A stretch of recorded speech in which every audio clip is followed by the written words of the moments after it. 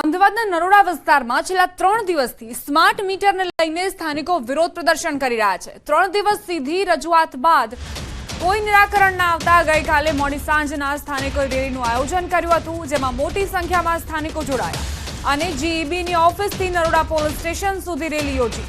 જો કે નરોડા સ્મશાન પાસે કેટલીક મહિલાઓએ રસ્તો રોકવાનો પ્રયત્ન કરતા અંતે પોલીસે તેમની અટકાયત કરવાની ફરજ પડી હતી।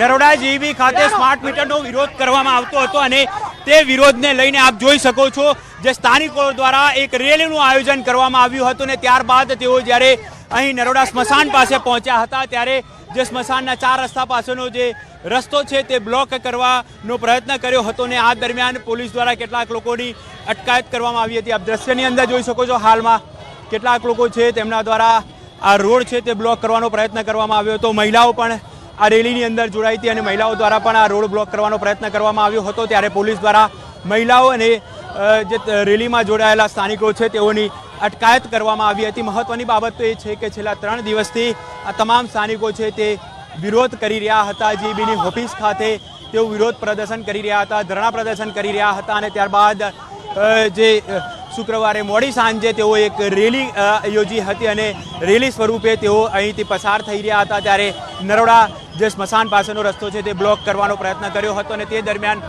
પોલીસ દ્વારા આ મહિલાઓ તેમજ લોકોની અટકાયત કરવામાં આવી છે। કારણ કે જ્યારે પણ રેલી સ્વરૂપે તેઓ જઈ રહ્યા હતા ત્યારે પોલીસ સ્ટેશન તરફ જવાની વાત કરી હતી, પરંતુ જ્યારે અહીં પહોંચ્યા ત્યારે તેઓએ રોડ બ્લોક કરવાનો પ્રયત્ન કર્યો હતો અને તે દરમિયાન આ બનાવ બન્યો। તો આપ જોઈ શકો છો દ્રશ્યની અંદર જે મહિલાઓ છે તે મહિલાઓની પણ હાલમાં અટકાયત કરવામાં આવી રહી છે। કોઈ પણ પ્રકારનો અનિચ્છનીય બનાવ ન બને તે માટે ખાસ આ મહિલાઓની અટકાયત કરવામાં આવી રહી છે। જોઈ શકો છો જે પ્રકારે અહીં જે વિઝ્યુઅલ જોવા મળી રહ્યા છે, મહિલાઓ છે તેમના દ્વારા વિરોધ પ્રદર્શન કરવામાં આવ્યું હતું અને ખાસ કરીને લોકોની અટકાયત છે તે કરવામાં આવી રહી છે।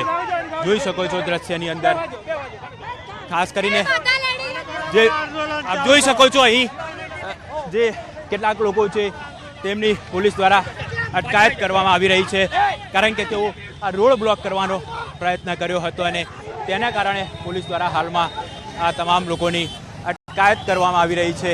રેલી સ્વરૂપે તેઓ અહીંથી પસાર થઈ રહ્યા હતા, પોલીસ દ્વારા પણ તેઓને સપોર્ટ કરવામાં આવતો હતો, શાંતિથી તેઓ અહીંથી રેલી સ્વરૂપે પસાર થઈ રહ્યા હતા, પરંતુ અચાનક જ જ્યારે રોડ બ્લોક કરવાનો પ્રયત્ન કરવામાં આવ્યો ત્યારે પોલીસે તેઓની અટકાયત કરી હતી। કેમેરામેન શ્રેણિક મહેતા સાથે ઋત્વિજ સોની, ન્યૂઝ ગુજરાતી, અમદાવાદ। ખેડાના નડિયાદમાં એમજીવીસીએલની કામગીરીથી નાગરિકો ત્રસ્ત થયા છે। રાત્રિના સમયે વારંવાર લાઇટો બંધ થતા લોકો ભારે રોષ ઠાલવી રહ્યા છે। છેલ્લા કેટલાક સમયથી શહેરમાં રાત્રિ દરમિયાન લાઇટ જવાની સમસ્યા વારંવાર સર્જાઈ રહી છે, જેનું એમજીવીસીએલ દ્વારા કોઈ નિરાકરણ ન લાવતા સ્થાનિકોમાં રોષ ભભૂક્યો। શહેરના પશ્ચિમ વિસ્તારમાં એક જ રાતમાં 6 વાર લાઇટો બંધ થતા લોકોએ રોષ ભરાઈને એમજીવીસીએલની કચેરી પર ઉમટીને એમજીવીસીએલ હાય હાયના નારા લગાવી વિરોધ દર્શાવ્યો।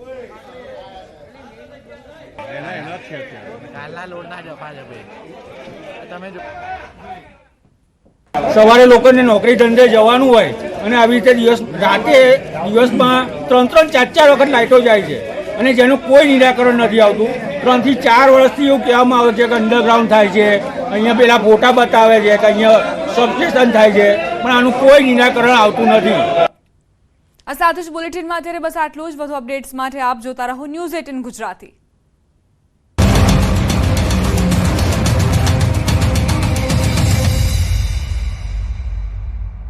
કોઈ મામૂલી બન્યા ઓરેન્જ એલર્ટ એટલે કે 3 દિવસ છોતરા કાઢે તેવી ગુજરાતમાં ગરમી પડશે। બીજી તરફ અમદાવાદ દેશનું 8મું સૌથી ગરમ શહેર બન્યું। શુક્રવારે પણ સવારથી પરસેવો છોડાવતી ગરમી પડી, જ્યારે સૂર્યાસ્ત બાદ ચામડી દજાડતી ગરમીએ જનતાને અકળાવી નાખ્યા। सो अगले 3 दिनों के लिए जो है गुजरात के सभी हिस्सों में जो है हीट वेव अलर्ट जारी किया गया है। अगले 24 घंटों के लिए जो है अहमदाबाद और गांधीनगर डिस्ट्रिक्ट में रेड अलर्ट जारी किया गया है। સમગ્ર ગુજરાતમાં ગરમીએ હાહાકાર મચાવ્યો છે. આગ ઝરતી ગરમીથી લોકો તો ત્રાહિમામ પોકારી ઉઠ્યા છે. સાથે સાથે પશુઓ પર પણ ગરમીની ભારે અસર પડી છે. ત્યારે સાબરકાંઠાના અરવલ્લી જિલ્લાના પશુપાલકોની જીવાદોરી સમાન સાબર ડેરીમાં પણ દૂધ ઉત્પાદન ઘટ્યું છે. ભારે ગરમીના કારણે પશુ દીઠ 1 થી 1.5 લીટર દૂધનો ઘટાડો નોંધાયો છે. પશુપાલકોનું કહેવું છે કે આકરી ગરમીના કારણે પશુઓ ફેટવાળું દૂધ નથી આપી શકતા, જેના કારણે પશુપાલકોની આવક પર માઠી અસર પડી છે. તો સમગ્ર ઉત્તર ગુજરાતમાં પણ દૂધની આવકમાં ઘટાડો થયો. ઊંઝા તાલુકાના વણાગલા ગામના પશુપાલકોએ જણાવ્યું હતું કે ગત વર્ષ કરતાં આ વર્ષે ગરમીનું પ્રમાણ વધુ હોવાથી દૂધના ઉત્પાદનમાં 30 થી 50% સુધી ઘટાડો નોંધાયો છે. વણાગલા દૂધ ઉત્પાદન મંડળીની આવક શિયાળામાં 4800 થી 5000 લીટર દૂધની હતી. તેની સરખામણી ઉનાળામાં 3300 લીટર દૂધની આવક થઈ ગઈ છે. સુરત અને તાપી જિલ્લામાં પણ દૂધ ઉત્પાદનમાં ઘટાડો જોવા મળ્યો છે. દક્ષિણ ગુજરાતની જીવાદોરી સમાન સુમુલ ડેરીમાં 50000 લીટર જેટલી દૂધની આવક ઘટી છે. તો પંચમહાલ જિલ્લાના પશુપાલકો પર ઘેરાયું છે સફેદ સંકટ. દૂધના ઉત્પાદનમાં 20 થી 30% ઘટાડો જોવા મળી રહ્યો છે. ઘોગંબાના ચાઠા ગામમાં આવેલી દૂધ મંડળીમાં શિયાળામાં 1200 લીટર દૂધની આવક હતી, જે છેલ્લા 2 માસથી ઘટીને હાલ 800 લીટર થઈ ગઈ છે. એવી જ રીતે કાંઠું દૂધ મંડળીમાં અગાઉ દૈનિક 200 લીટર દૂધની આવક હતી, જે ઘટીને હાલ 120 લીટર થઈ ગઈ છે. તો ખંભાળિયામાં વધુ પડતી ગરમીના કારણે દૂધ ઉત્પાદન 25% જેટલું ઘટ્યું છે. જિલ્લામાં પશુપાલકોએ જણાવ્યું તે પ્રમાણે હીટવેવના કારણે દૂધાળા પશુઓ પહેલા 7 લીટર દૂધ આપતા હતા, તેના બદલે હવે માત્ર 5 લીટર દૂધ આપે છે. આ 3 તસવીર જ ગુજરાતમાં ગરમી કેટલી છે તેની સાક્ષી પૂરી રહી છે. અંગ દજાડતી ગરમીમાં લોકોને રાહત મળે તે માટે આ રીતે શહેર સિગ્નલ પર ગ્રીન મંડપ મુકાયા. રાજકોટમાં પણ તાપમાનનો પારો આસમાને પહોંચ્યો. આકરી ગરમીમાં ટ્રાફિક સિગ્નલ પર ફરજ બજાવતા જવાનોની હાલત દયનીય બની ગઈ છે, જેથી રાજકોટ શહેરના ટ્રાફિક વિભાગ દ્વારા સામાજિક સંસ્થા તેમજ ઔદ્યોગિક એકમોના સહયોગથી ઠેર ઠેર ગ્રીન નેટ નાખવામાં આવી છે. આ બાજુ અમદાવાદમાં ગરમીએ 8 વર્ષનો રેકોર્ડ તોડતા કોર્પોરેશન દ્વારા નવતર પ્રયોગ હાથ ધર્યો. શહેરના ભારે ટ્રાફિકવાળા 4 રસ્તા પર ગ્રીન નેટ લગાડવામાં આવી.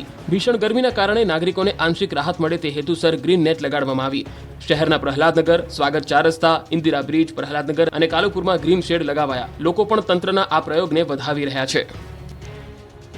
આ બાજુ અમદાવાદમાં તાપમાનનો પારો 46 ને પાર પહોંચ્યો, છતાં ટ્રાફિક પોલીસના કર્મિષ્ઠ કર્મચારીઓ ખડેભગે ટ્રાફિક મેનેજ કરતા નજરે પડ્યા. આટલી ગરમીમાં ટ્રાફિક સિગ્નલ પર ફરજ બજાવતા જવાનોની પરિસ્થિતિ પર ન્યૂઝ 18 ગુજરાતીએ રિયાલિટી ચેક કર્યું હતું. શહેરના લાલ દરવાજા ટ્રાફિક સિગ્નલ પર ગરમીમાં જવાનો પોતે ફરજ નિભાવતા નજરે પડ્યા, જેઓ સ્થાનિક વેપારીએ આપેલી છત્રી નીચે ગરમીમાં આશરો લે છે અને પીવાના પાણીની પણ કોઈ સુવિધા નથી. તંત્ર દ્વારા અમુક દિવસના અંતરે ORSના પેકેટનું પણ વિતરણ કરવામાં આવે છે. રાજ્યમાં ગરમીનો પારો આસમાને પહોંચ્યો છે, ત્યારે ગરમીથી લોકો તો ત્રસ્ત છે. હવે ગરમીના કારણે ખેડૂતોને આર્થિક ફટકો પડ્યો છે. ધોરાજીમાં ગરમીના કારણે ખેતરોમાં ઊભો પાક કરમાવા લાગ્યો છે. ટેટી અને કારેલાના પાકમાં નુકસાન જવાની ભીતિ સેવાય છે.